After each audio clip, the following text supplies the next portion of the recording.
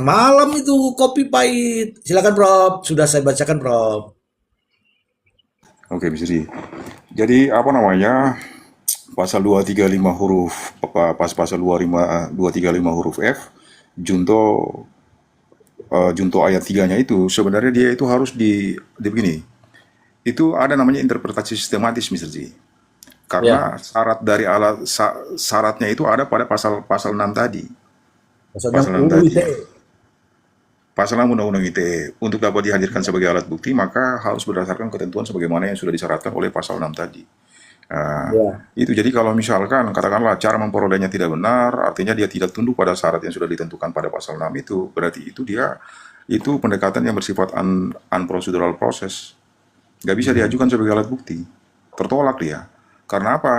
Karena pada akhirnya kan alat bukti ini kemudian dipertanyakan kaitannya dengan validitasnya.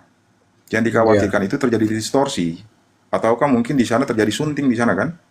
Disamarkan ya. atau mungkin di apa dan sebagainya. Makanya dalam pasal 6 itu dinyatakan bahwa harus dijamin keutuhannya. Nah, harus dijamin keutuhannya itu maka ketika ketika CCTV itu mau diambil itu ada berita acara cloning, ada berita acara pembungkusan dulu. Ya, Tujuan dari berita acara pembungkusan itu untuk memastikan originalitas dari CCTV itu. Setelah ya. itu, pertama dia berita acara apa namanya berita acara pembungkusan, yang kedua baru kemudian dia berita acara cloning. Dan itu harus dilakukan oleh ahli.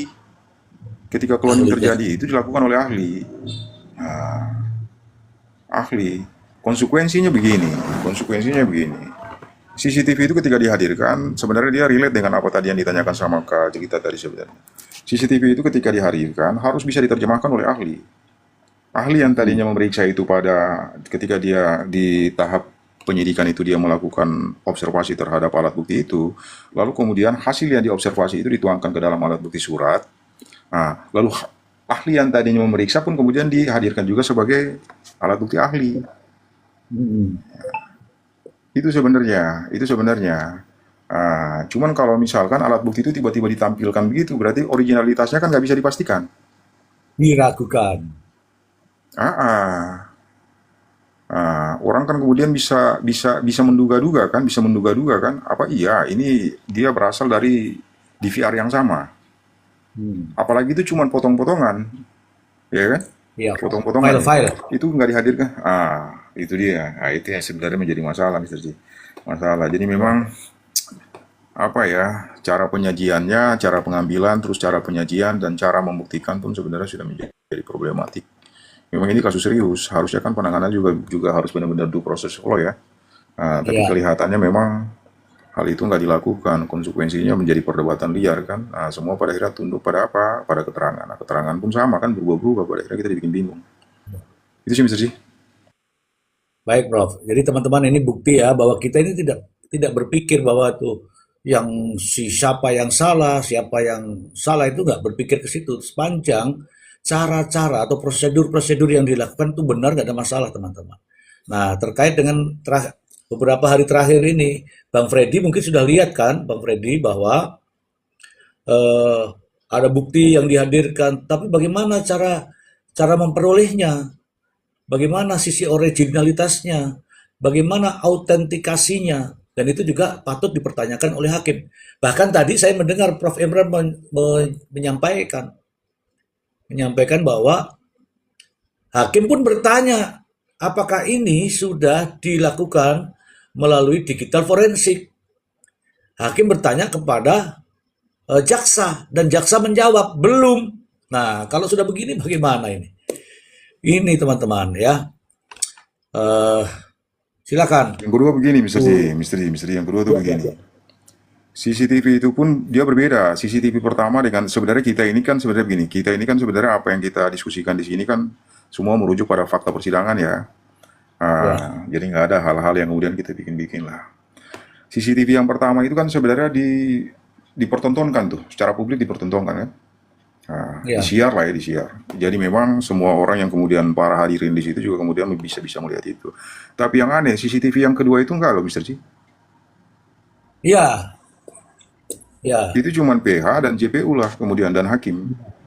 Hmm. Nah, Ini yang menjadi masalah, ini yang menjadi masalah. Padahal kan dalam konteks pembuktian itu ada namanya discovery of evidence. Discovery evidence itu dia harus benar-benar bisa memastikan bahwa bukti itu dia harus terbuka gitu loh, terbuka. Karena apa? Karena ini adalah tindak pidana umum yang kemudian disidangkan di peradilan umum dan terbuka untuk umum. Maka Ya, ya, segala ya. sesuatu yang kemudian dituangkan di situ, itu harus dia benar-benar terbuka. Itu untuk menjamin apa? Dua hal. Pertama transparansi, yang kedua akuntabel. Nah, ini persidangan ini dia berjalan secara transparan dan memang yang transparan itu bisa dipertanggungjawabkan. Memang ada anomali ketika CCTV itu nggak dihadirkan. Katakanlah artinya tetap dihadirkan tapi artinya nggak bisa ditunjukkan visualnya ya. Itu dalam keadaan-keadaan tertentu. Katakanlah ada perbuatan asusila lah. Itu enggak tuh. Hmm. Ataukah mungkin tindak pidana anak. Itu nggak boleh. Itu nggak boleh. Tapi dalam konteks kaitannya dengan tindak pidana umum yang seperti biasa begini, itu harus ditunjukkan Mr. G. Harus ditunjukkan. Artinya bisa ditampilkan dan itu bisa diakses oleh publik.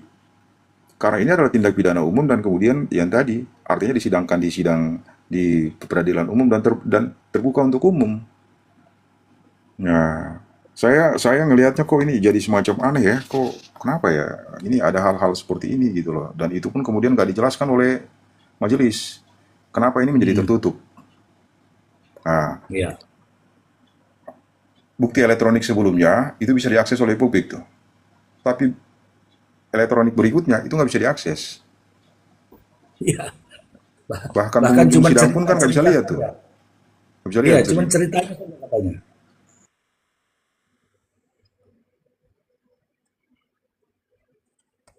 Iya. Jadi kita memang tidak bisa. Coba Bang Freddy, halo Bang Freddy. Bisa dia siap. Saya ingin tahu kan Bang Freddy ada di sidang sana atau Bang Freddy. Bang Freddy kan melihat persidangannya terkait dengan itu CCTV yang ditonton lewat laptop di depan majelis hakim. Apakah ditayangkan kepada kita-kita, kepada penonton-penonton, atau di layar lebar, Bang Freddy? Tidak, ya itu tidak di biasanya kan di layar yang belakang tuh di PN Remayu itu di belakang tuh kan ada layar besar tuh. Kan biasanya di situ disimpan ditampilkan. Kemarin itu cuma di laptop saja, jadi dimaju semua dari jaksa penuntut umum, dari saksi, kemudian dari kuasa hukum dan juga terdakwa. Mereka maju semua ke depan di depan majelis hakim. Memang tapi sebelumnya sebelum itu hakim yang mulia itu sempat melihat ke belakang gitu. Maksudnya ke belakang tuh ke layar ke belakang. Jadi seolah-olah mau ditunjukkan di sini gitu. Nah, tapi ada perkataan dari hakim yang mulia itu apa? Ini seharusnya diajukannya bukan sama ini kata gitu ya. Saya lupa lagi nih, tapi ada di video saya, Oh, di apa rekaman oh, saya. hmm, Ini apa harusnya bukan ini yang diajukan ini masuk barang bukti kata gitu ya. Nah, akhirnya di stop lah satu orang yang tadi membawa itu bawa laptop ke depan tuh dia keluar ke samping ke ruangan panetra nunggu sebentar beberapa menit kemudian masuk kembali akhirnya dipanggil lah itu yang ke depan majelis hakim tapi sebelumnya tuh hmm, hakim yang mulia sempat melihat ke belakang ke layar gitu hmm, gitu hmm. yang saya lihat waktu di persidangan tuh gitu Mister Apa G. kata-kata yang diucapkan? Kata-kata yang diucapkan apa? Seharusnya Nanti saya tidak coba tidak. karena itu ada di rekaman saya ya, saya video. Saya jangan jangan sampai nanti saya salah sebut ya. Saya akan coba dulu apa buka dulu videonya. Mudah-mudahan kata-katanya terrekam sama video saya. Ntar saya coba cari dulu misalnya. Ya, ya, ya. Karena kata-kata itu yang kita pengen tahu apakah dia hakim menanyakan terkait dengan keabsahan alat bukti ini sehingga tidak diputar di layar lebar atau ada tadi ada kata-kata yang keluar tuh. Seharusnya tidak ditampilkan dengan seperti ini, harusnya ditampilkan di ini, begitu tadi katanya.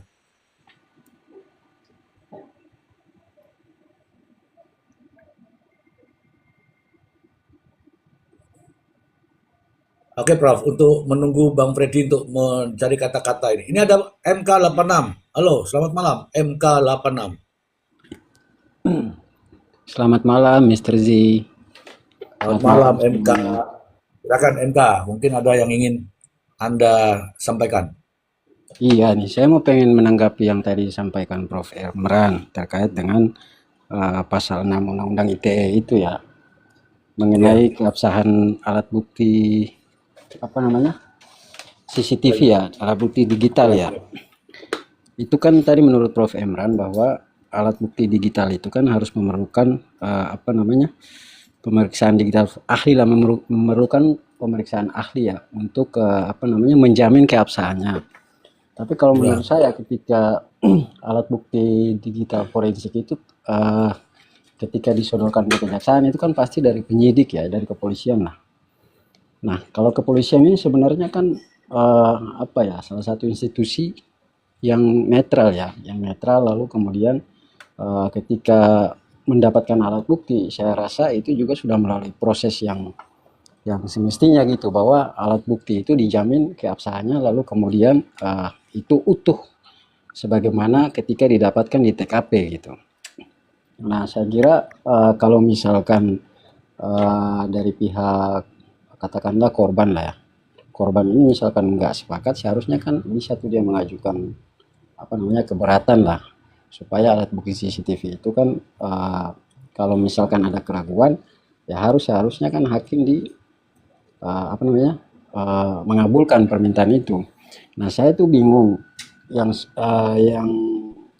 pertama, pihak dari terdakwa ini kan dari pihak apa namanya, korban ini kan merasa keberatan, lalu seharusnya hakim kan mengambil tindakan untuk memeriksa alat bukti CCTV tersebut, tapi kemudian itu nggak dilakukan. Saya nggak terlalu ngikutin juga ya, tapi saya nggak tahu itu dikabulkan atau enggak. Lalu yang kedua, kalau kalau misalkan katakanlah hakim nggak mengabulkan permintaan dari pihak korban terkait dengan korban atau terdakwa ya, saya nggak ngikutin, jadi saya nggak tahu. Salah satu pihak katakanlah hakim nggak mengabulkan permintaan untuk diperiksa CCTV itu apakah benar. Nah, tapi kemudian hakim juga harus memberikan kepastian bahwa alat bukti CCTV yang disampaikan oleh kejaksaan atau kepolisian juga harus benar-benar bisa dipertanggungjawabkan gitu, biar sesuai dengan apa namanya, bunyi pasal 6 tadi di Undang-Undang ITE. Saya itu aja sih, saya pengen tahu kira-kira menurut Prof. Emran lagi, kira-kira bagaimana nih jalan keluarnya kalau terjadi apa namanya, problem antara kedua belah pihak mengenai keabsahan alat bukti CCTV tadi, Prof. Izin, Prof. oke, terima kasih MK, di-mute ya. Silakan Prof, terkait dengan keabsahan alat bukti CCTV sesuai dengan bunyi undang-undang. Iya, iya, iya. MK, MK. Iya, jadi memang begitu, Bisri. Artinya setiap pemeriksaan pada tahap penyelidikan itu biasanya pasti dia ada berita acaranya. Katakanlah kalau tadi itu, pertama ketika CCTV dia diambil berarti ada berita acara pembungkusan dulu. Yang kedua, ketika dia lakukan cloning, itu juga ada berita acara cloningnya. Yang ketiga, ada berita acara ketika dilakukan pemeriksaan atau observasi oleh ahli, itu juga ada berita acaranya, kaitannya dengan gelar perkara ya. Sebenarnya itu ada berita acaranya. Berita acara itu yang kemudian akan diajukan ke pengadilan dia sebagai apa? Alat bukti surat nantinya. Jadi ketika ditanyakan oleh hakim, apakah CCTV ini sudah dilakukan terlebih dahulu digital forensiknya? Maka kemudian JPU menyatakan bahwa belum. Kalau misalkan JPU menyatakan bahwa sudah, kalau sudah berarti itu bisa diserahkan tuh berita acara pemeriksaan oleh ahli itu. Dan ahli yang kemudian sebelumnya sudah melakukan pemeriksaan itu juga akan diminta untuk kemudian dimintakan keterangan ahlinya pada persidangan. Artinya bahwa JPU sendiri sudah menyatakan bahwa CCTV itu sebelumnya belum pernah dilakukan digital forensik. Itu satu. Yang kedua tuh begini, memang itu merupakan standar prosedural yang harus dilakukan oleh teman-teman penyidik itu ketika memperoleh bukti elektronik ya, bukti elektronik. Makanya setiap pemeriksaan itu dia harus tunduk pada aturan yang sudah ada. Konsekuensi dari itu maka pasal 6 tadi, pasal 6 Undang-Undang ITE itu sebenarnya mengatur tuh tata cara memperoleh alat bukti. Karena apa? Alat bukti itu kalau akan disebut sebagai alat bukti apabila dia tunduk pada ketentuan pasal 6 Undang-Undang ITE. Makanya begini, kalaupun pada akhirnya itu diajukan, tapi hakim itu kemudian berwenang untuk kemudian mengesampingkan alat bukti itu.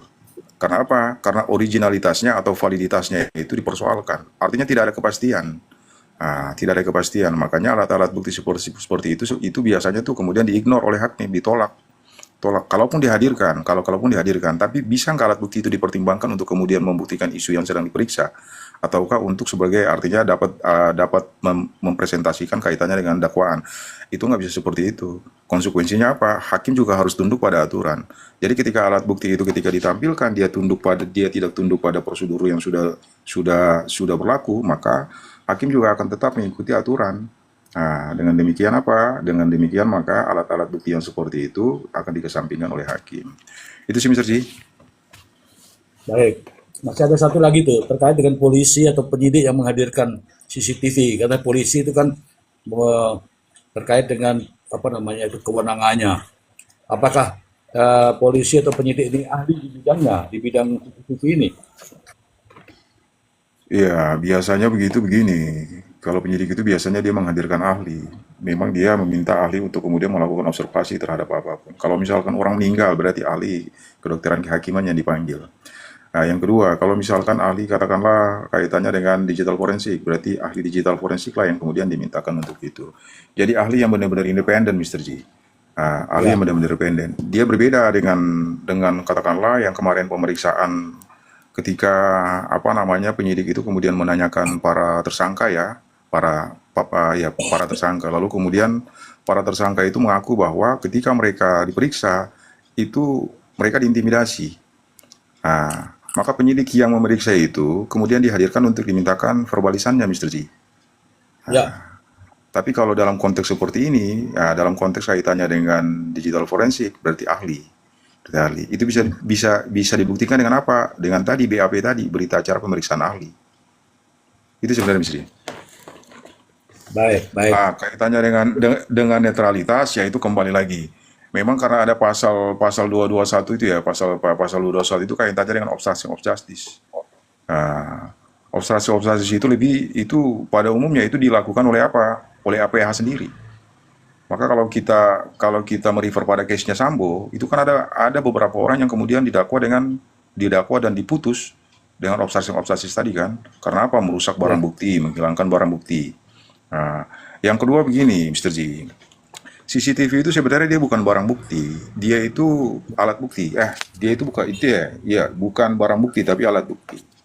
Karena kalau dia barang bukti, itu berarti alat atau barang yang digunakan untuk melakukan tindak pidana, atau alat atau barang yang digunakan yang dihasilkan dari tindak pidana, atau barang atau alat yang digunakan sebagai sarana melakukan tindak pidana. CCTV itu merupakan sesuatu yang berbeda. Yang berbeda. Artinya dia nggak terkait langsung dengan peristiwa itu. Makanya dia hanya merupakan alat yang kemudian dia menyorot adanya dugaan tindak pidana. Cuman tadi saya dengar ketika di apa namanya di sidang tadi saya lihat di VT itu JPU menyatakan bahwa barang bukti dan itu pun kemudian hakim menyatakan bahwa itu merupakan barang bukti primer ya. Dari sini aja logikanya udah keliru nih Mr. Ji. Ya. Iya kan? Contoh kalau palu itu barang bukti Mr. Ji, barang yang digunakan untuk melakukan tindak pidana. Makanya kalau kita merefer iya. pada pasal 241, di sana barang bukti adalah kalau nggak salah ada 3 atau 4 itu diterjemahkan. Begitu sih Bang MK 86. Oke, oke, Baik, terima kasih Prof. Emran. oke, clear ya, Bang MK ya. Oke, selanjutnya kita sapa dulu ada Bang Dede. Silakan Bang Dede. Ya, halo, selamat malam, Bang Mr. G, semuanya. Malam. Ya, kebetulan tadi ada yang menarik perhatian saya ya, ingin ikut menyampaikan apa yang saya lihat pada saat Bang Freddy juga tadi hadir di persidangan. Ya, Oh, jadi memang saya berkaca dari kasus Subang yang pembunuhan ibu dan anak itu bersama Bang Freddy juga ikut mengawal dan bahkan ikut mengikuti hampir jalannya persidangan. Ketika ada bukti CCTV, tangkapan CCTV yang memperlihatkan ada yang gerakan dari tersangka atau terdakwa itu dibuka di ruang sidang di layar lebar di belakang hakim biasanya CCTV itu ya. Bahkan ketika gambar yang hampir istilahnya mohon maaf agak sedikit sensitif ya pada saat ibu dan anak itu di mobil Alphard dipoto itu ditampilkan juga, padahal itu kan sensitif. Cuman majelis hakim meminta kepada pengunjung atau penonton sidang untuk tidak memfoto atau mengambil gambar, karena itu kan sensitif. Nah ini Ya. yang terjadi di kasus Pak Oman ini, saya juga kaget ketika JPU menghadirkan CCTV, menghadirkan CCTV yang katanya menangkap pergerakan Prio dan Ririn di kios gitu ya. Itu saya juga bingung, loh mana ini kok gambarnya nggak ditayangkan di belakang majelis hakim, kan ada layar lebar tuh biasanya ditayangkan di situ. Tapi Ya.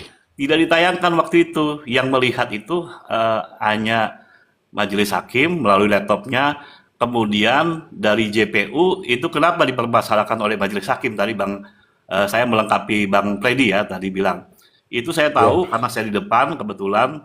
Itu ternyata yang membuka CCTV itu bukan dari petugas persidangan, bukan dari Ah. tapi dari pihak kepolisian ya. Makanya ditolak Hmm. tuh sama majelis hakim, ketua hakim. Tolong katanya ini Oh. kan sudah di persidangan. Jadi jangan dari pihak kepolisian dong yang membuka CCTV itu di laptop, Oh. tapi dari petugas persidangan. Makanya ditolak tuh akhirnya. Nah, akhirnya memerintahkan petugas pengadilan untuk membukanya. Dan memang biasanya itu ya setahu saya mengikuti kasus-kasus seperti ini, CCTV itu dibuka secara terbuka, pengunjung pun ikut melihat di layar lebar gitu. Nah ini enggak, makanya saya bilang, waduh ini kenapa ya? Ini pertanyaan jadi publik banyak yang membahas masalah ini di media sosial. Kenapa kok seperti tidak terbuka? Walaupun di akhir persidangan itu PH terdakwa Prio itu menjelaskan dengan gamblang ini melihat itu. Tapi ya tadi, ada apa ini kok tidak dibuka secara terbuka biar pengunjung tahu bagaimana CCTV itu yang diklaim oleh JPU bahwa itu adalah hasil dari tangkapan layar pergerakan terdakwa Ririn dan Prio di kios maupun dari CCTV lainnya gitu ya sebelum kejadian. Nah ini yang menjadi pertanyaan publik dan akhirnya liar isu ini. Itu saya menambahkan Bang Freddy, maaf Bang Freddy ya, saya ikut Ya. karena saya tahu persis di depan saya ambil gambar itu di depan JPU, jadi saya tahu karena majelis hakim menolak. Kenapa kok ini orang dari kepolisian, dari penyidik yang membuka CCTV itu, bukan dari pengadilan, maksudnya gitu. Itu terima kasih Bang Mr. Ji gitu ya. Ya, mungkin ada beberapa kemungkinan. Itu kemungkinan pertama ya mungkin bahan itu tidak ada di pengadilan sebenarnya, makanya petugas pengadilan tidak menemukan. Ya itu Yang dia. punya hanya polisi. Jangan-jangan tidak otentik seperti kata Profesor tadi. Nah. Kita lanjutkan dulu. Izin, Kita Mr. Zi lanjutkan mau dulu dari Bang. mau tanya sama Pak Dede boleh Mr. Zi? Boleh. Silakan. Bang Dede, Boleh. nah, Ya. saya via Hapsi nih. Mau Ya. tanya nih Bang Dede, Mbak Pia kasus Subang juga rupanya hadir. betul. Aku Ya. mau tanya nih Pak Dede, kan kalau CCTV kan ada percakapan hakim ya, pembicaraan hakim bahwa menolak gitu ya, yang seperti Ya. yang Bang Dede jelasin tadi. Bagaimana dengan Palu Bang? Kan Palu itu kalau nggak salah dibawa bebarengan sama CCTV. Dengan Betul. Palu gimana itu Bang? Ya kalau Palu sih karena yang pegang kan JPU ya, sudah di JPU dan dianggapnya itu tidak ditolak sama majelis hakim. Jadi itu dianggap ya saya secara pengamatan itu tidak ditolak sih itu. Jadi bisa diterima, tapi saya tidak tahu apakah kata profesor itu didapatkan secara autentifikasinya dapat dipertanggungjawabkan secara sah atau tidak, begitupun CCTV. Nah ini yang kita jadi pertanyakan. Bukan seperti kata Mr. J tadi, saya setuju. Ini kita tidak mencari yang salah, yang benar, yang pembunuh sebenarnya atau tidak, tapi terkait dengan tadi SOP, pembuktian, mendapatkan barang bukti. Ini yang kita pertanyakan, keabsahannya seperti apa. Jadi kalau Palu sih nggak ada masalah. Baik, Oke. terima kasih Bang. Ya sama-sama Mbak Pia. Lanjut pertanyaan ke Pak ke Prof Emran boleh? Ini masih berkaitan Prof. Mister? Aku sapa dulu, ini ada Oh, guru siap. besar satu ya. Oh iya benar-benar, siap-siap. Selamat malam Bang Maksi, guru besar kita. Malam, malam. Assalamualaikum, selamat malam Prof Emran, Bang Prof Ali sekarang ya jadi. Oke, Mbak Yudika, selamat malam. Pak Terganti nama Ale aja. Malam, Ya. malam Pak Maksi. Selamat malam. Selamat malam. Ada dua nih, Pak Dede berarti. Iya, ada dua nih. Bang, boleh saya tambahin, Mr. Ji, izin ada yang lupa saya tadi. Pak Mika. Oke, lanjut. Boleh, boleh. Boleh Biarkan nggak? dulu Bang Masis selesai dulu. Oh, Biarkan Bang dulu Masin Bang dulu. Masis selesai dulu. Oh ya, boleh. Oke, lanjut. Yang penting, assalamualaikum semua warahmatullahi wabarakatuh. Waalaikumsalam. Waalaikumsalam. Lanjut, Oke, Pak. kalau begitu. Oke. Silakan Bang Dede. Oh iya, sorry. Jadi tadi ingin saya sampaikan, saya kan sempat ngobrol dengan Bang Tony bahwa agenda hari Rabu itu tanggal berapa ya? Hari Rabu tanggal 3 ya, 3 Juni. Itu kan agendanya adalah PH terdakwa Ririn ini akan menghadirkan saksi IT dan kalau tidak salah dilanjutkan keterangan terdakwa.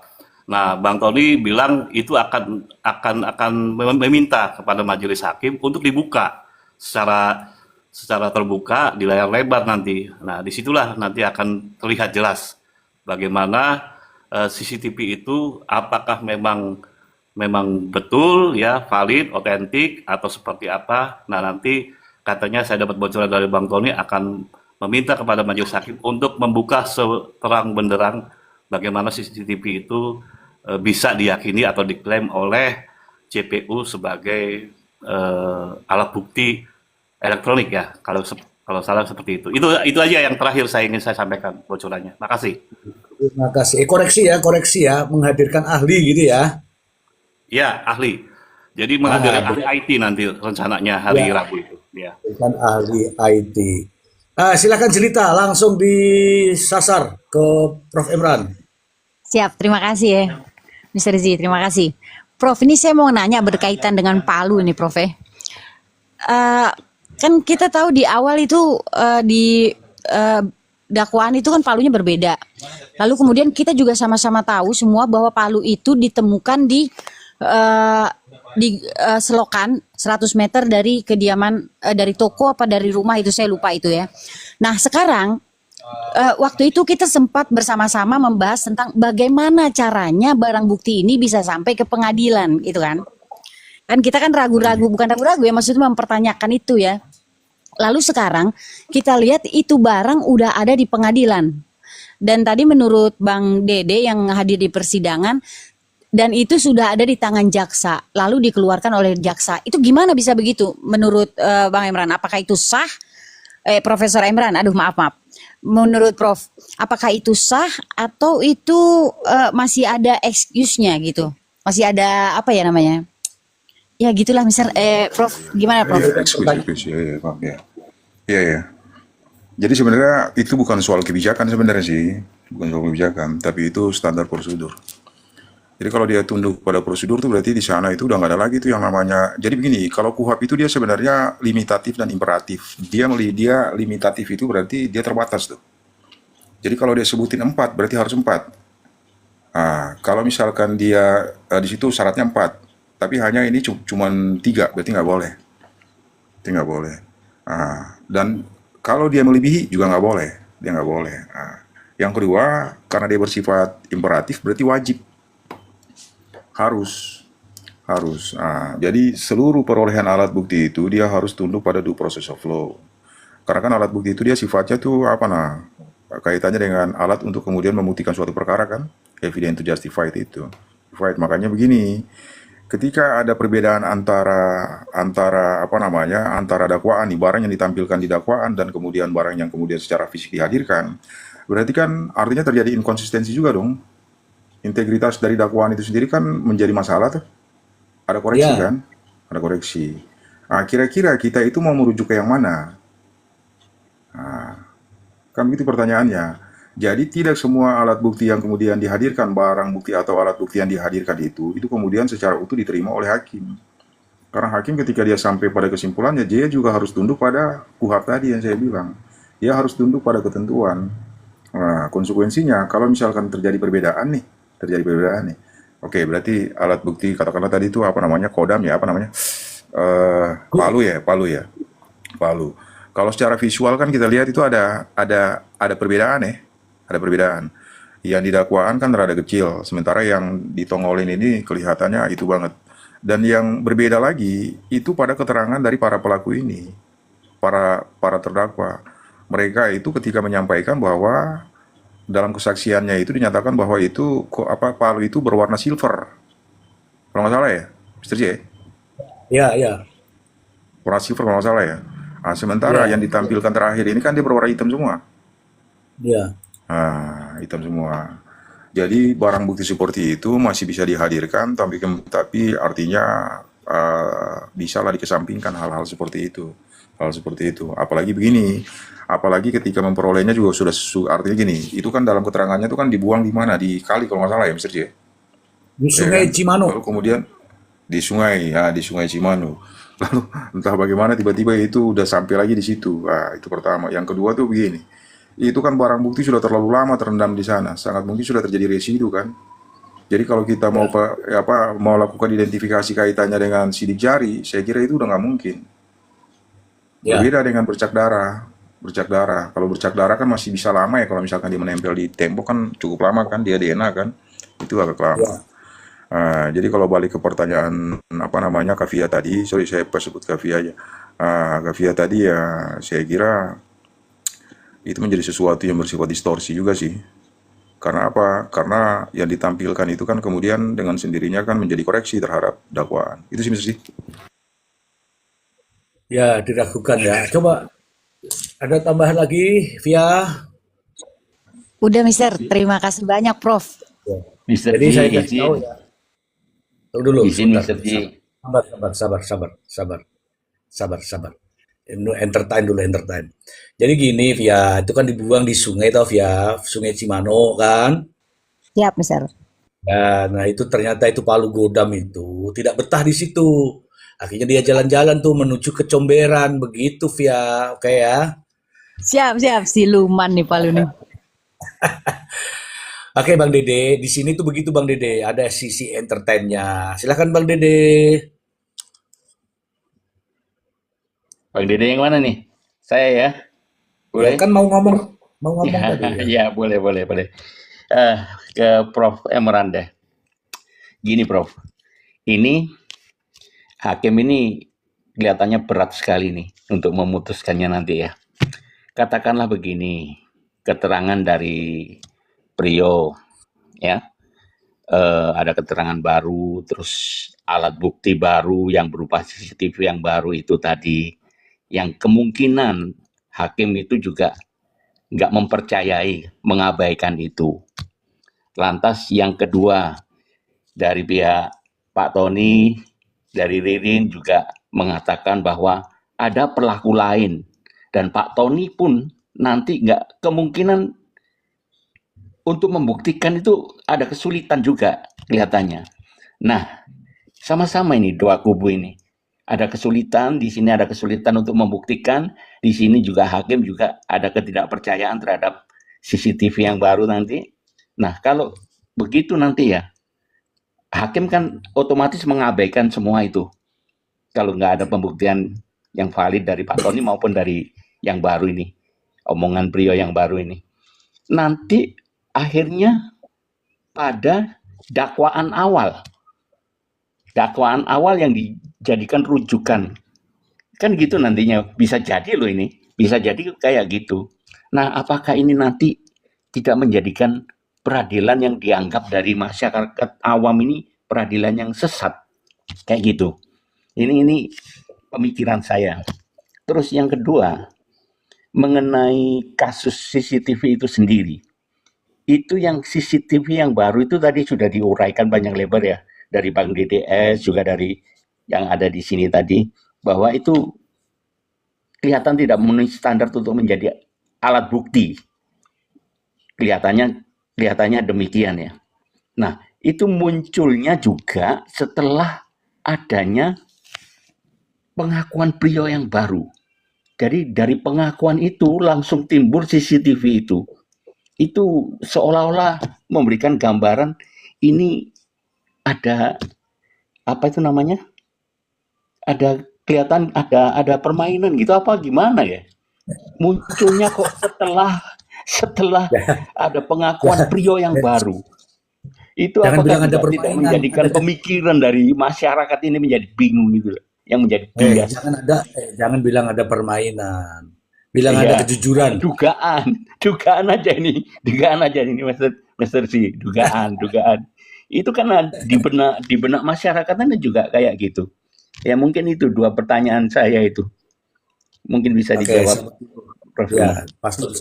pasti dijawab nanti sebentar ya. Sebentar.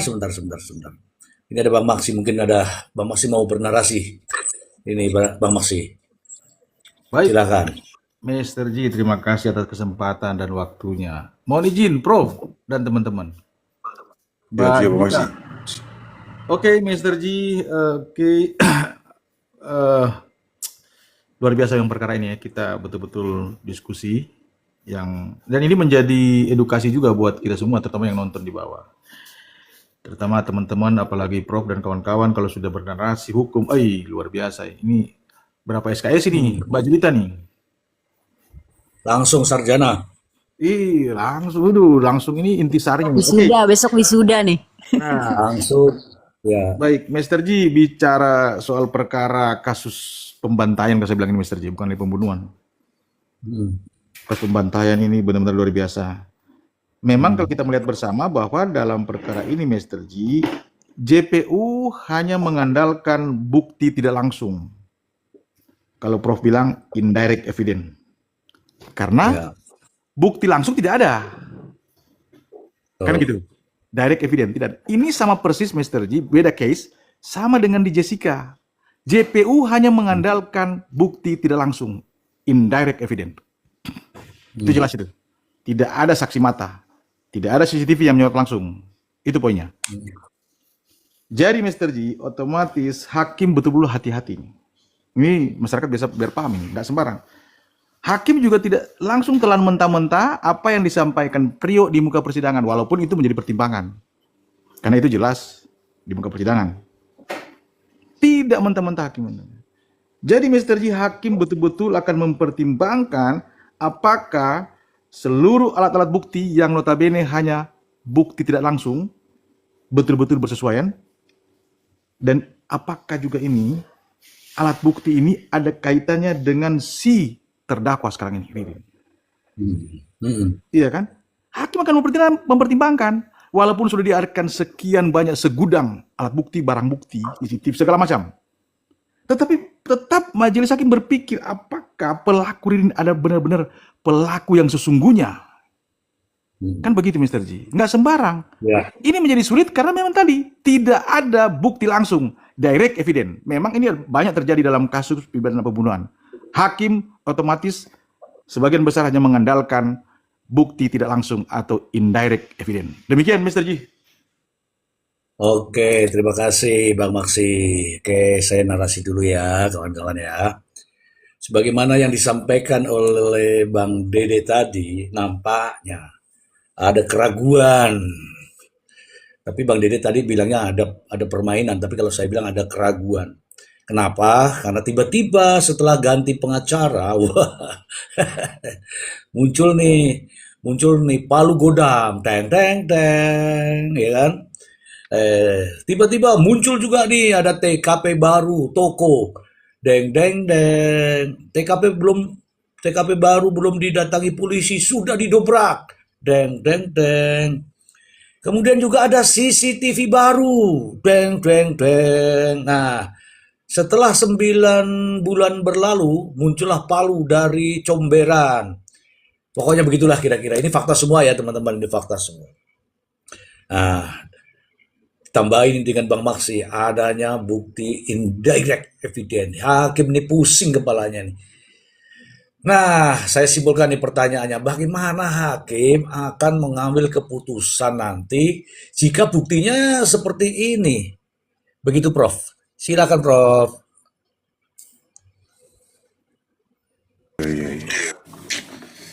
Apa namanya?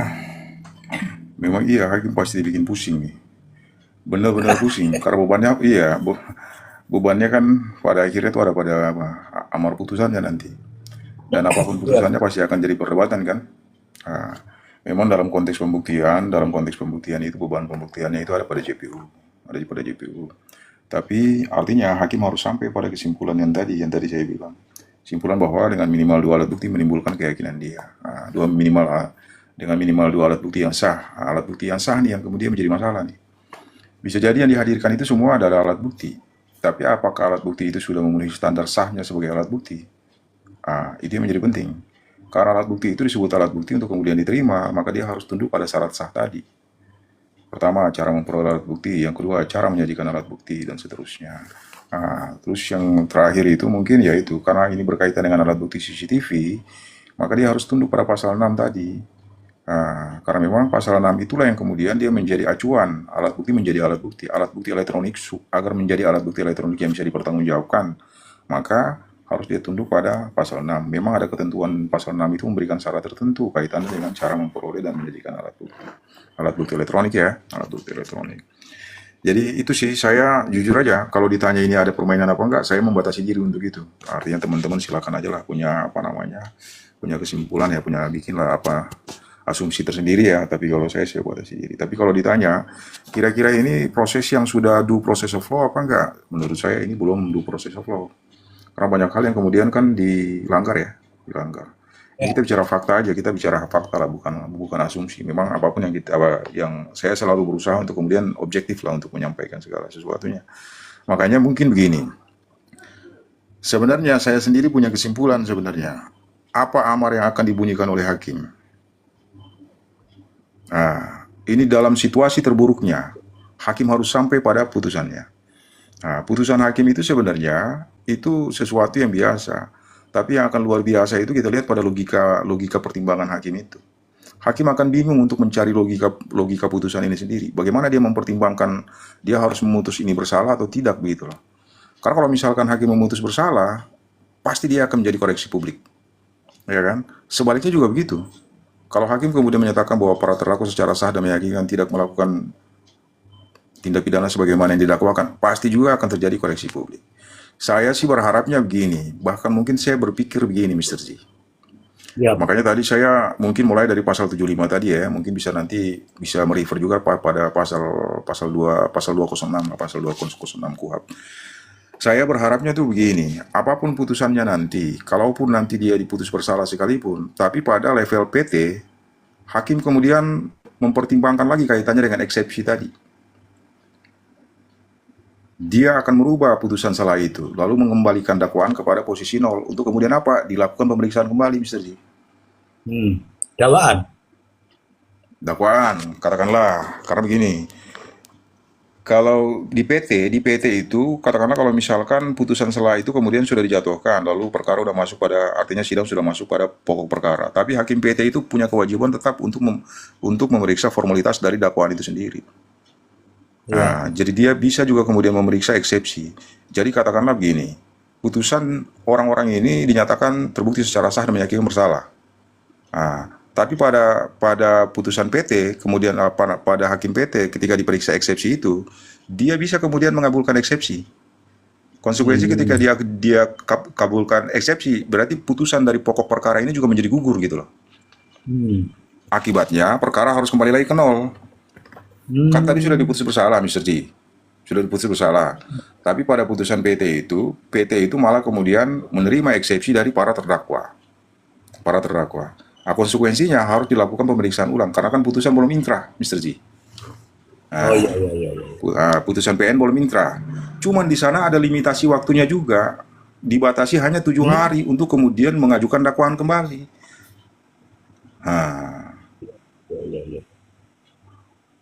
Karena ini kan kaitannya dengan apa? Pasal 206 kalau pasal 206. Itu makanya memang hakim akan sangat bingung untuk kemudian memutuskan ini. Karena apa? Keyakinan hakim itu harus didasarkan pada minimal 2 alat bukti yang sah tadi. Sementara kita ini kan sebenarnya kalau kita riset berdasarkan fakta-fakta yang muncul di persidangan itu kan, alat-alat bukti ini kan kemudian dipertanyakan juga kan validitasnya kan. Ini sebenarnya menjadi masalah kan. Contohnya kayak tadi, katakanlah yang paling gampang nih, CCTV itu sebelumnya belum dilakukan digital forensik. Nah ini kan konyol. Berarti kan dia apa? Dia nggak memenuhi standar sebagai alat bukti. Artinya kesahihannya itu bermasalah. Sahinanya itu bermasalah. Nggak bisa dijadikan sebagai alat bukti untuk menimbulkan keyakinan hakim. Itu sih Mr. G. Baik, Prof. Izinkan saya bernarasi dulu, Prof, sebelum ke Bang Freddy. Bang Freddy, siap-siap itu yang rekaman itu Bang Freddy, siap-siap. Saya tak narasi dulu sedikit, biasa, entertain. Di sini ada bunyi nih, CCTV pembunuhan satu keluarga di Indramayu diputar di sidang. Ririn dan Prio terekam. Oke, teman-teman coba benar atau tidak nanti ucapan saya, silakan teman-teman menilai. Terkait dengan barang bukti Palu. Tolong tapping saya. Palu itu milik siapa?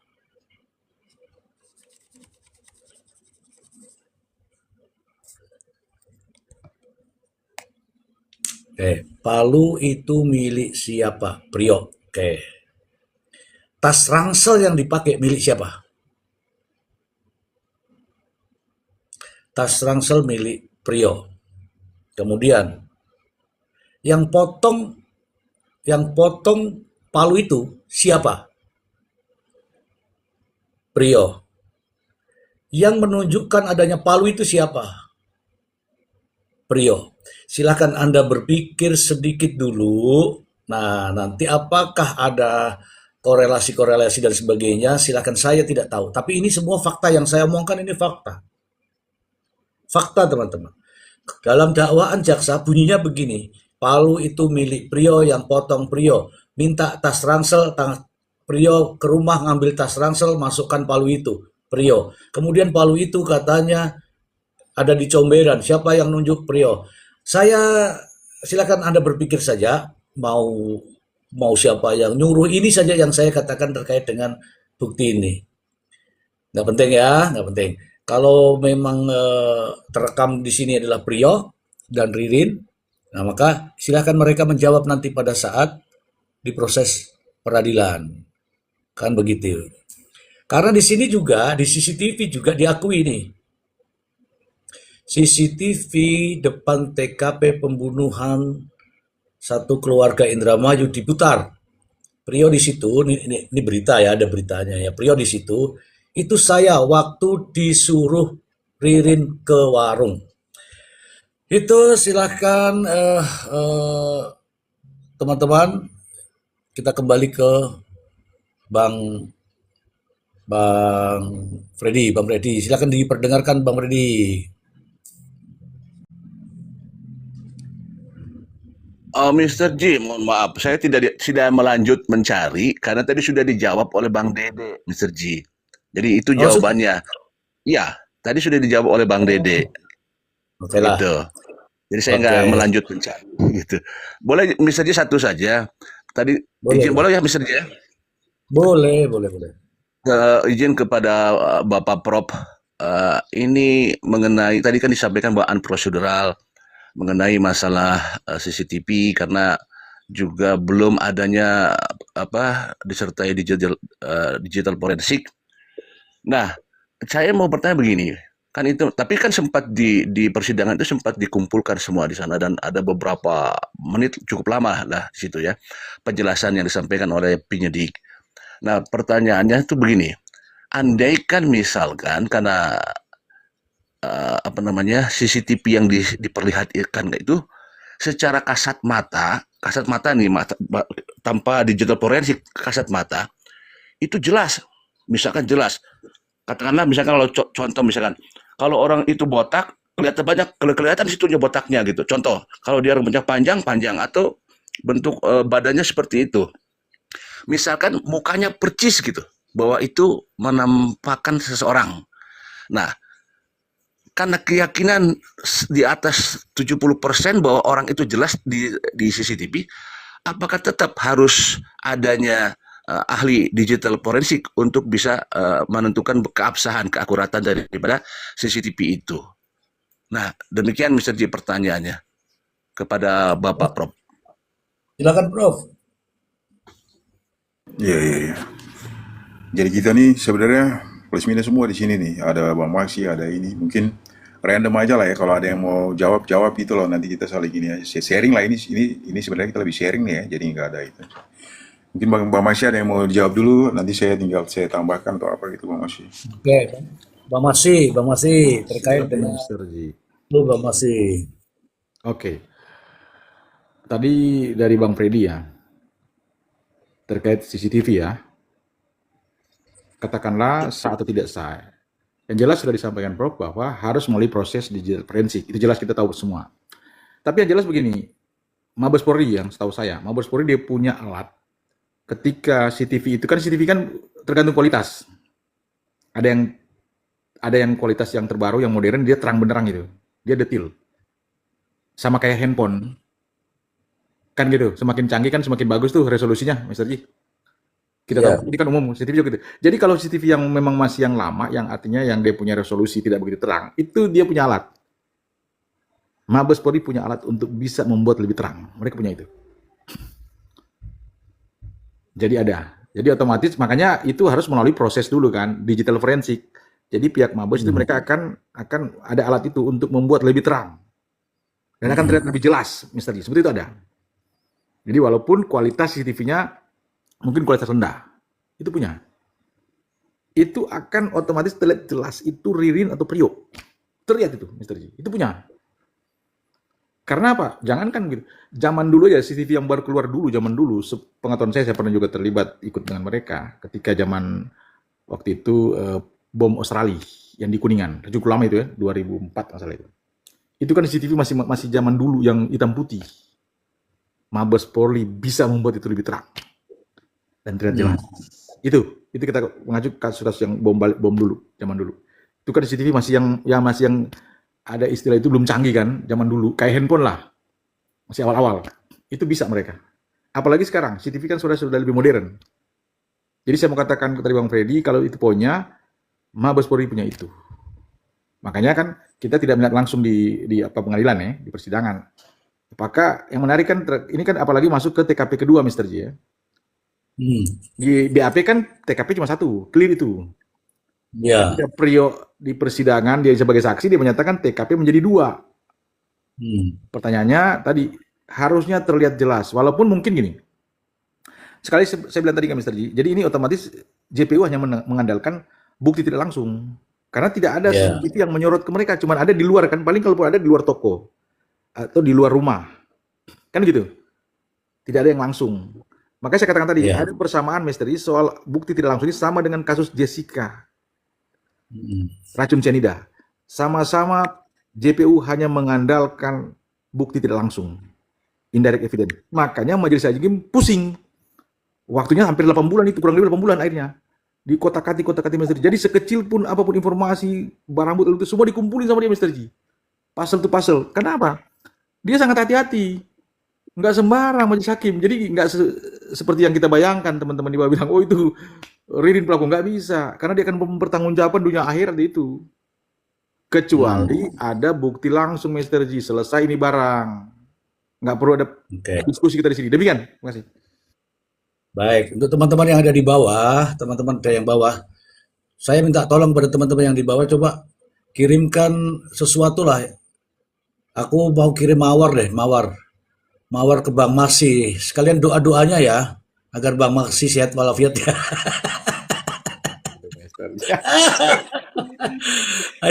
Ayo teman-teman, oke. Begini teman-teman, tadi Bang Masi sudah sampaikan apa sih tujuannya alat bukti dan sebagainya. Nih, kita kasih tahu. Ya, kirim teman-teman. Aduh, masih kecil teman-teman. Ini minumnya kurang banyak lah. Ke Bang Masi ya. Saya sebetulnya nggak butuh mawar, tapi terima kasih lah buat teman-teman di bawah. Oh, kan haus. Bang Masi itu dikasih es jeruk. saya harus salam hormat buat kawan-kawan. Terima kasih, lanjut Mr. Ji. Iya. Oke, tuh ada yang ngasih kopi tuh. Begini teman-teman. Alat bukti tadi yang disampaikan sama Bang Maksi tadi ya, alat bukti, barang bukti, keterangan, pokoknya alat-alat bukti semua itu. Tujuannya apa sih teman-teman? Tujuannya adalah meyakinkan hakim. Supaya apa? Supaya hakim dalam memutuskan nantinya itu tuh tak terbantahkan. Daripada nanti ini kalau tidak ada alat bukti ini tiba-tiba diputus itu kata Prof. Emran menimbulkan perdebatan lagi. Ya, kita itu menyampaikan seperti itu agar hakim itu dalam mengambil keputusan itu Tidak ada lagi yang bertanya-tanya, kok gitu sih hakim, kok gitu sih hakim, gitu loh. Masalahnya di situ. Ya mudah-mudahan nih hakim dalam mengambil keputusan apapun keputusannya tidak bisa dibantah oleh siapapun. Karena apa? Berdasarkan fakta-fakta dan alat bukti di persidangan. Ngono loh. Ini ada Bang Ari Porong. Selamat malam Bang Ari Porong. Selamat malam Mr. G, Prof. Emran, Bang Maksi, Bang Freddy, Mari Ibu malam. Dita, Bang Dede, Mari. Bang Dede Kuadrat ini ya, Bang MK. Ya, Izin, Malam, Prof, selamat malam. Mr. G, semuanya, teman-teman yang di ya, bawah. ya. Sebetulnya kalau Durasinya. mau ngomong panjang ini banyak sebenarnya lama tapi Mr. J. Ya Jadi silakan. buat teman-teman semuanya ya, kita harus pintar ya ngelihat berita gitu. Karena ini yang saya lihat sih Mr. J ya. Yang Ya. saya bilang kemarin, kita ini sedang diperlihatkan kenyataan ini, fakta hukum di Indonesia seperti ini gitu loh. Jadi sedang diperlihatkan nih Mr. J yang namanya itu rekayasa, penggiringan opini, framing dan lain-lainnya itu Mr. J. Hmm. Nah, jadi ini semua fakta gitu loh, fakta. Dan saya bukannya mau ini ya, karena kalau kita mau cross check buat orang-orang yang ada di dalam penjara itu, ya ini hasilnya ya, hasilnya ada yang dilepaskan, salah satunya terbukti tidak, dan ada juga dua-duanya hasilnya nanti putusannya, bukan saya mau mendahulukan gitu loh. Ada yang memang salah satunya intinya ada yang memang tidak bersalah gitu. Bahwa ahli juga kemarin Mr. J yang dibilang sama Prof. Emran itu kan menarasikan adanya apa namanya sengon dan karta itu yang Prof. Emran bilang kemarin itu kan. Itu sebagai Ya, contoh. Terus juga Rian Jombang, kasus Rian Jombang. Nah, yang saya di media saya lihat di VT-VT itu justru malah omongan ahli kemarin itu sepertinya ada yang dipelencengkan itu loh. Di VT-VT adalah yang lewat-lewat bahwa wah jangan-jangan nih Ririn pembunuh berantai katanya. Padahal kasus Rian Jombang di situ ahli sudah menjelaskan bahwa ada ketidakprofesionalan teman-teman semuanya. Dari awal ya, dari awal. Seharusnya kalau misalnya kita mau mendesak kita makanya jangan sampai terbelah gitu. Kita fokus dengan kasus ini gitu loh. Jangan sampai nanti ada keputusan hakim yang kira-kiranya bikin kita nanti bikin geger lagi, bikin ribut lagi gitu loh. Kenapa saya bilang itu? Penggiringan opini contoh. Sebetulnya kalau jadi Prio itu gampang Mr. J, karena dia ada tersangka yang ada di TKP ya. Ini bicaranya ya. Dia yang melihat langsung gitu loh. Tapi yang saya yakini ya, saya pribadi yakin ini teman-teman semuanya. Fakta itu sebetulnya ada di ucapan Prio yang pertama. Itu fakta sebenarnya menurut keyakinan saya. Nah, kenapa? Karena yang dituliskan itu sebetulnya itu yang mereka ungkapkan. Fakta kejadian sebenarnya di luar setelah ya kalau mau kita pertanyakan kan kenapa pada saat waktu Prio mau dimintakan saksi sebagai saksinya Ririn kenapa nggak dikeluarkan sama pihak kejaksaan karena merugikan pihak JPU. Nah itu yang harus kita pertanyakan teman-teman semuanya. Dan terus juga kenapa barang bukti itu dipelencengkan, Ririn yang ganti nomor. Seharusnya ya kalau feeling saya Mr. Z, apa yang diomongin sama Prio itu sebetulnya udah terbukti semua. Walaupun ada yang membantah ya. Contoh SIM card. SIM card itu kan sekarang dipelencengkan itu Ririn yang buang, nggak perlu kita ngomong kayak gitu. Sekarang kalau pihak kepolisian bisa kok itu ngebuka. Kalau memang itu memang benar-benar Ririn yang buang, dibuktiin aja kok gampang, tinggal ke provider. Terus mobil Pajero ya Mr. Z ya. Buktinya ada loh mobilnya Mr. J, ya kan? Walaupun yang mengakukannya nggak ada yang itu kan pihak keluarganya, ya kan? Tapi kan kalau mau kita lihatnya memang ada gitu loh mobilnya gitu loh. Tapi semua ini sekarang karena udah dihancurkan nih Mr. Z, karakter tersangka salah satu ini memang udah dihancurkan dengan apa? Dengan kasus-kasus yang katanya pengambilan dana pensiun segala macam itu kan udah dihancurin di situ nih si Ririn nih. Jadi buat publik jadi nggak percaya memang biadab Ririn ini. Memang apa namanya? Memang wah luar biasa lah pokoknya dibikin luar biasa sampai yang saya miris Mr. Z sampai Pak Tony sendiri loh yang kita yang dibully gitu loh. Padahal Pak Tony itu bukan orang bodoh. kenapa dia mempertahankan Ririn? Mungkin yang saya bilang, Pak Tony itu sudah mencari, dia mudah investigasi semua ini gitu loh. Iya, pembunuhan karakter itu. Jadi apapun yang diucapkan Pak Tony sekarang digiring, oh tidak benar itu kayak gini segala macam. Kita nggak bisa kayak gitu. Kalau mau kejanggalan, kenapa nggak kita fokuskan dari SIM card, CCTV, tempat kejadian, yang dari awalnya satu, tapi bisa ada 2 tempat kejadian. Palu, kalau logika Mr. Jia, Prio sudah hancur dikebukin itu, diintimidasi, di segala macam bentuk dia waktu pada saat kena itu, bahkan sempat dibolehin. Nggak mungkin kalau cuma Palu doang Mr. Ji. Ditanya di mana Palu dibuangnya, dia udah pasti ngomong kan, di sungai loh. Kok tiba-tiba ada di got? Kenapa? Nah, itu yang harus kita pertanyakan. Makanya saya bilang tadi, ini rekayasa yang sedang diperlihatkan di masyarakat ini. Ini saya bicara fakta ya. Banyak jangan sampai kejadian yang sudah-sudah, yang apa ya bahasanya, persidangan apa ya, salah menghukum orang gitu loh. Kita jangan sampai termakan framing-framing. Karena ini sudah sangat luar biasa Mr. J yang saya lihat gitu loh. Kita nggak difokuskan buat melihat di mana kesalahannya ini proses hukum ini gitu loh. Proses persidangan ini bisa sampai ini di mana gitu loh. Kenapa kita malah ngebela salah satu? Itu yang saya sayangkan Mr. J. Seharusnya kita lihat dari awal. Kalau memang kita semua ngelihat dari awal proses hukum ini seperti apa, kasus ini seperti apa, kita lihat dong kejanggalannya ada di mana. Bukan ada di pihak terdakwa tersangka, bukan. Karena apa yang diucapkan mereka, saya meyakini ucapan Prio yang mereka tulis itu, itulah kejadian yang sebenarnya. Ya, walaupun ditarik ya, walaupun itu ditarik lagi oleh Prio, karena ada sesuatu. Kenapa? Kalau misalkan Pak Tony nggak ada intimidasi, yang berhak mengintimidasi itu siapa? Oknum. Ternyata Prio sendiri, fakta persidangan, dia didatangi loh oleh pihak kepolisian yang bernama Anggarani. Dan itu mulai dari situ Mr. Z. Dan itu fakta kejadian Mr. Z. Banyak orang-orang di dalam penjara itu. Bukan berarti orang yang masuk penjara itu salah semua ya, enggak.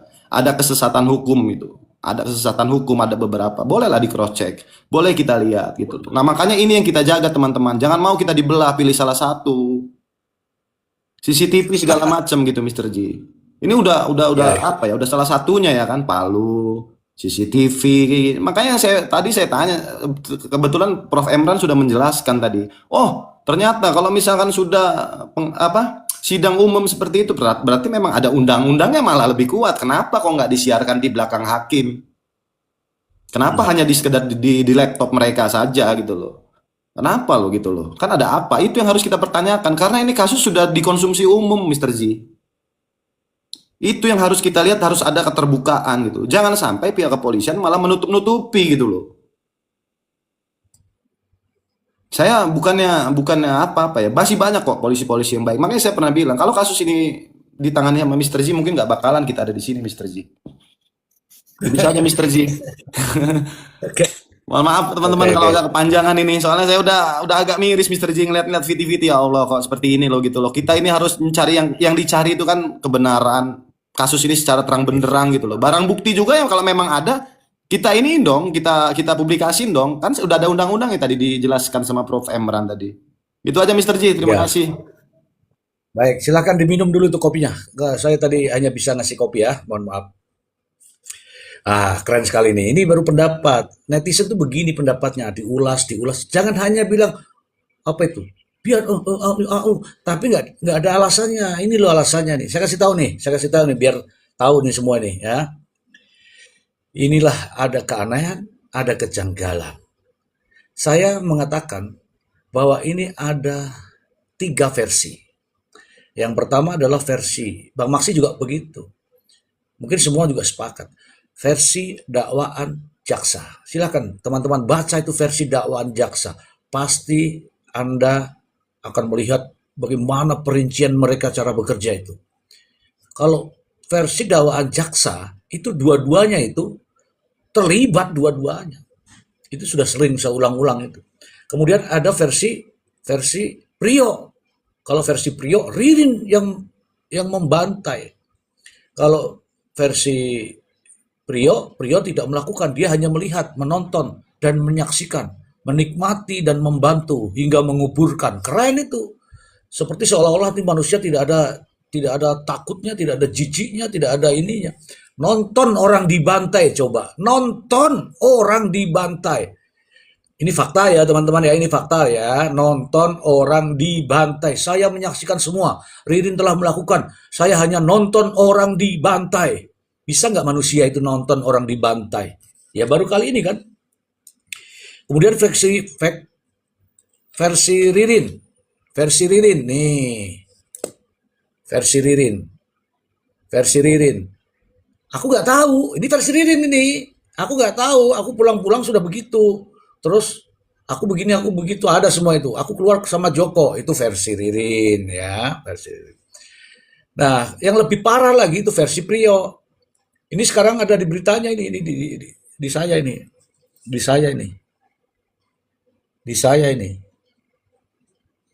Nih, sabar ya teman-teman. Saya itu kalau ngomong tidak ada buktinya juga nggak enak saya. Nih, nih. Itu saya, dia bilang tuh, itu saya, waktu saya beli rokok di warung. Loh, ada pembantaian bisa beli rokok, itu kan nyantai itu bro. Terus terancamnya di mana bro? Kan ngono toh bro, pikirannya kan jernih lah. Ya nggak bro? Orang tuh merokok karena santai, pengen santai. Lah ini jadi buktinya itu saya waktu disuruh beli rokok ke warung. Artinya apa? Ngerokok bro. Sementara orang itu sedang telah dibantai. Udah, itu aja dulu ya. Kemudian yang berikutnya, kejanggalan adalah, ini semua teman-teman tahu. Semua teman-teman tahu. Silakan kalau yang menyalahkan silahkan ya. Nggak apa-apa saya disalahkan. Aku bicara dengan fakta kok. Saya kasih tahu nih. Ada handphone dijadikan sebagai barang bukti. 3 handphone dijadikan barang bukti. Di situ tidak ada tulis nomornya, tidak ada nomornya, coba. Terus tidak ada ekstraksi nomor-nomor itu, padahal nomor-nomor itu penting. Dari posisinya, dari percakapannya. Tidak ada upaya untuk melakukan itu. Terus bagaimana bisa menelusuri jejak-jejak digital dari nomor itu? Terus apa juga tujuannya menyita handphone itu? Kalau tidak dibuktikan dengan jejak digital dari elektronik itu. Teman-teman tenang aja teman-teman. Dikira ini saya ini ya. Kemudian CCTV. Tadi sudah banyak yang bicara tuh. CCTV yang terakhir kali itu ditampilkan tidak sesuai yang diharapkan. Sidang untuk umum ditonton oleh masyarakat umum, dibuka untuk umum, tapi CCTV tidak diperlihatkan. Lah terus piye ngono iku? Kemudian malah dinarasikan, bukannya CCTV-nya tapi ini. Itu sih menurut saya.